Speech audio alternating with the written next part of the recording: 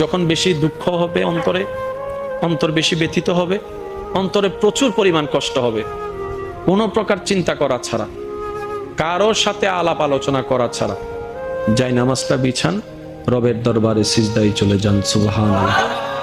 চোখটা বন্ধ করেন, চোখের পানি ছাড়তে থাকেন, মন হালকা হতে থাকবে, সিজদায় রবকে বলতে থাকেন, যা বলার বলতে থাকেন, যেভাবে বলার বলতে থাকেন। মনে রাখবেন, আপনার সেই মনের বেতার ভাষা হতে পারে আপনার রক্ত বুঝবে না, আপনার ভালোবাসার মানুষ বুঝবে না, আপনার প্রিয় মানুষ বুঝবে না, কিন্তু আপনি যেভাবেই বলেন না কেন, আপনার প্রত্যেকটা শব্দ আপনার রব্বুল আলামিন বুঝবে। সুবহানাল্লাহ। আপনি যখন ওনাকে দুঃখের কথা বলবেন, উনি আপনার দুঃখটাকে হালকা করে দিবে, সেই দুঃখের খবর প্রকাশ করে আপনাকে কখনো বেইজ্জত করবে না। আর আপনি যখন সুখের খবর পেয়ে রবের দরবারে সিজদায় চলে যাবেন, তখন আল্লাহ তাআলা খুশি হয়ে আপনার সুখটাকে আরো বাড়ায় দিবে। লা ইন